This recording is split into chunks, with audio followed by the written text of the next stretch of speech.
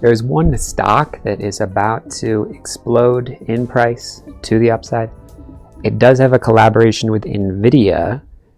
Nvidia, of course, the $4 trillion juggernaut of the market, pulling back a little bit. Nvidia, that is. And the market's still strong. I know AMD is a big part of that. Huge move up with the OpenAI collaboration. The market is AI and data centers right now. First half of 2025, GDP was 0.2% when you take out data center contribution. So basically, data centers are the economy right now. If that's depressing, well, get out of the US. I mean, that's what we're up to, I guess. We're just going to machine learn AI our way to prosperity.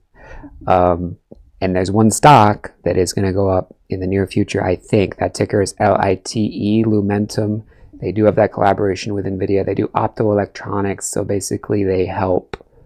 I couldn't tell you exactly what optoelectronics are, but there has to be a bunch of networking and cables and chips in order to make all these data centers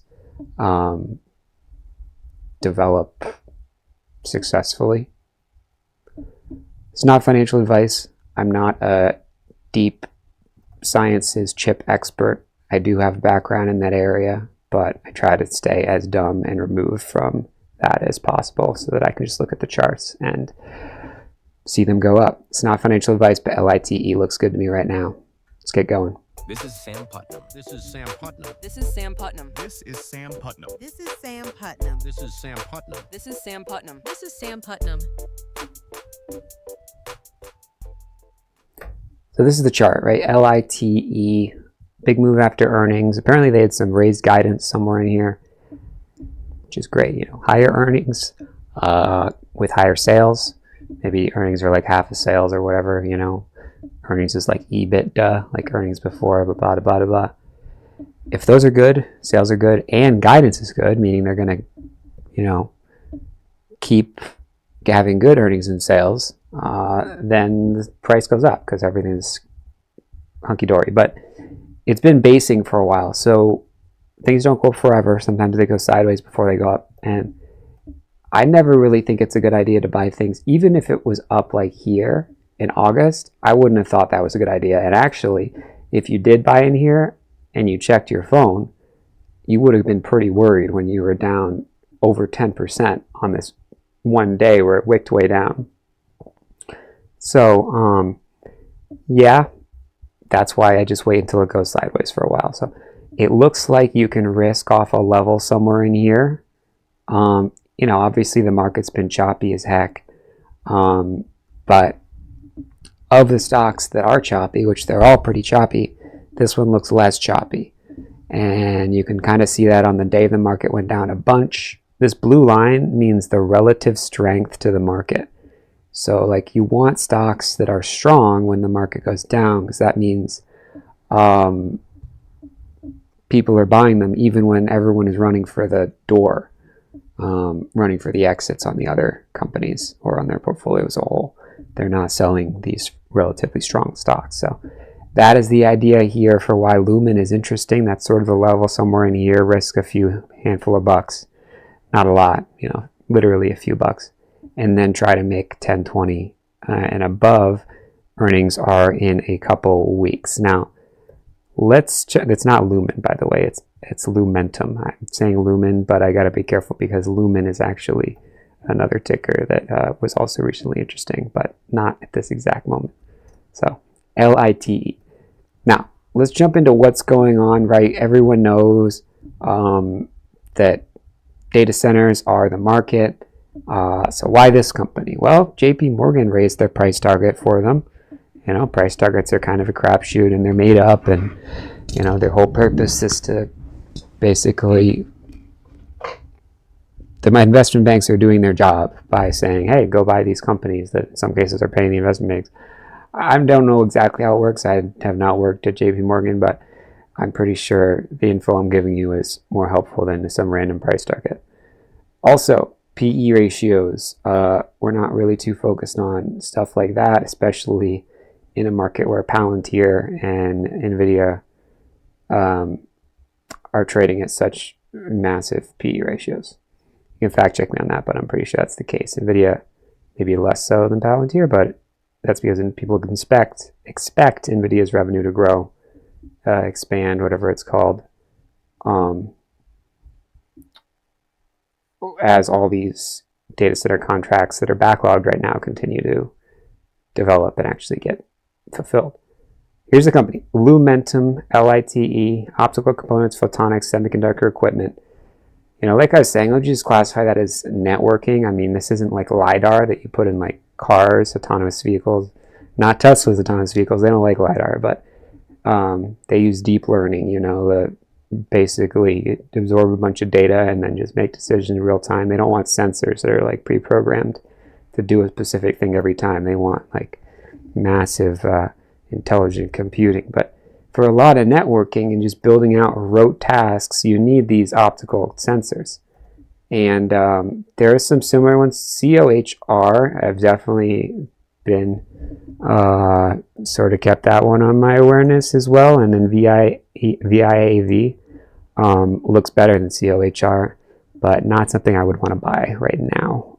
It's kind of over this high, but kind of want things to base. This is in a weird spot, and it's also doesn't barely move, 3% a day, and it has barely any volume. So, this is pretty gnarly, obviously, and kind of choppy.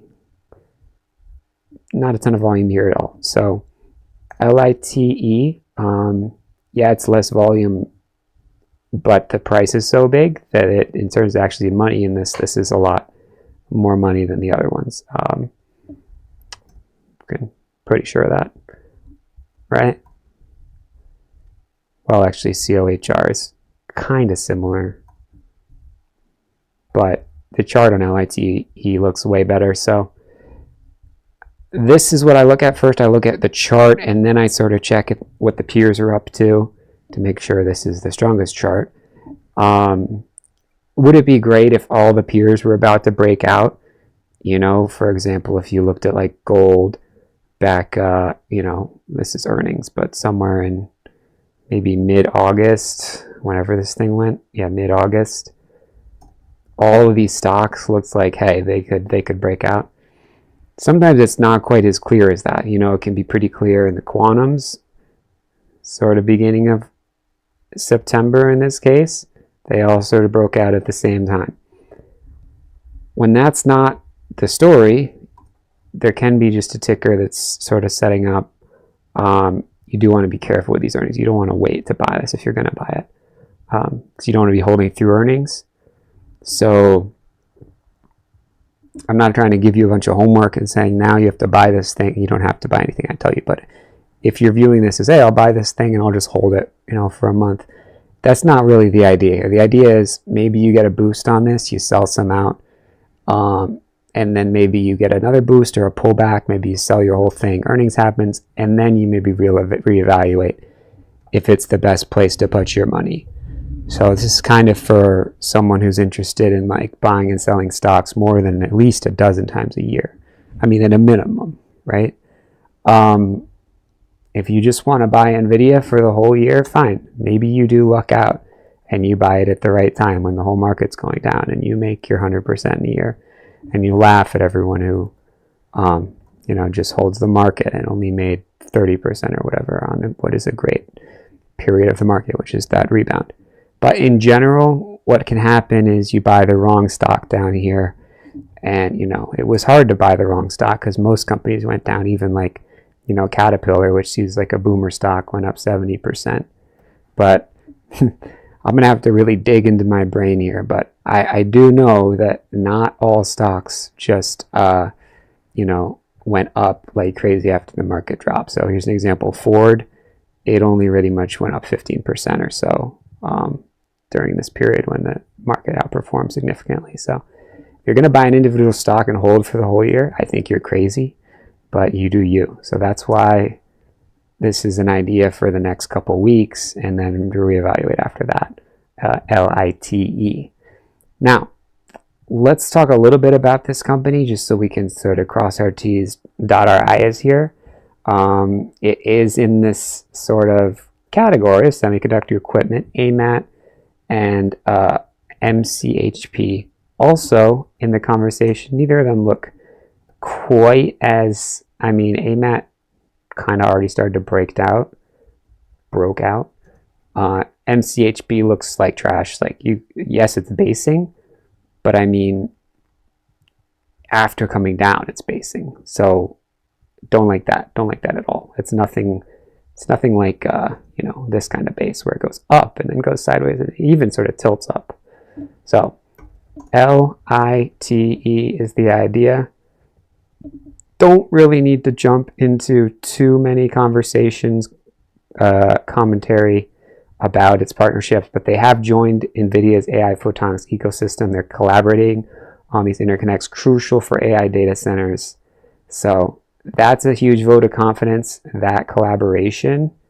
Nvidia chose them, and they did acquire this company for almost $1 billion. So they're definitely a big player. We could sort of already see that from their revenue on sales. I don't want to jump too much into convertible notes, although it would probably be prudent to. And this just sounds like some sort of moonshot situation. So we don't really need to worry too much about the specifics of this company. I wouldn't suggest or expect you'd put anything more than 5-10% of your company, of your portfolio in a company like this. This is the play: AI data centers and long haul optical solutions. I don't really know what long haul means, but maybe that just means interconnections that span the US, sort of like fiber optics.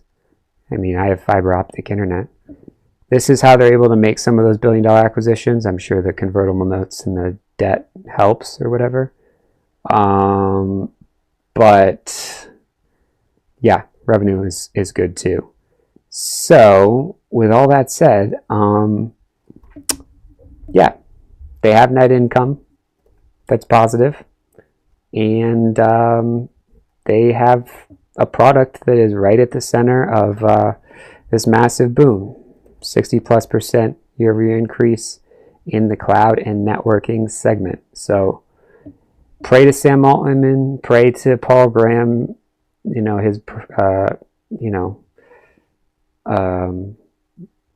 birther, and just hope that AI continues to be the growth driver that it has been.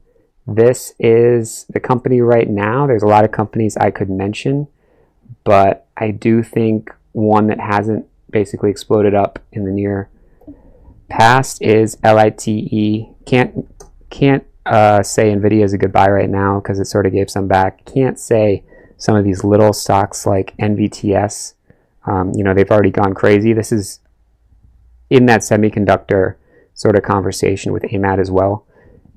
Have to sort of give credit to a stock that has gone sideways after a big move up for a longer period of time than the market has, which is just recently. So that's the move. That's the idea. It's not the easiest time to come up with stock ideas right now. I'm just being honest with you, but LITE definitely fits the bill. And if you're someone who's long only, which a lot of big funds with hundreds of millions of dollars and more, I'm sure anyone with a big fund is good laughing right now, calling someone with $100 million a big fund, but they are always long, a lot of them. So they have to put their money in something. So they're taking their money out of other companies, putting them in other, I think some of them can buy inverse ETFs, like the gold ETF that I've mentioned. But if you need to buy only companies, that's your mandate. That was the reason people were able to buy MicroStrategy as a way to get exposure to Bitcoin without actually buying Bitcoin because they weren't allowed to. And that caused this massive run up in MicroStrategy. I still think it's reasonable to be someone who just always buys stocks, even when the market looks really uncertain. So LITE is the idea. If you like this video, you like these ideas, hit that like button. If you want to see more, hit that subscribe. And if you want to talk about your portfolio and you want basically a weekly Q&A on how I find these stock ideas, head over to stockscommunity.com, use code Q4, that's the letter Q, the number 4, for 20% off your $25 entry fee. So I don't make it free to try it out for 7 days because I don't want bots in there. I don't want people just popping in and then, you know, when you don't pay anything, you're kind of like, maybe you don't pay attention, or more often you just treat it like a hangout spot. It's not a party. It's not a day trading room. If you want to see the best idea of the day, head over there, read some of those testimonials, and maybe give it a shot. And I'll see you in there or in the next video. Hope this helps. This is Sam Putnam. This is Sam Putnam. This is Sam Putnam. This is Sam Putnam. This is Sam Putnam. This is Sam Putnam. This is Sam Putnam. This is Sam Putnam.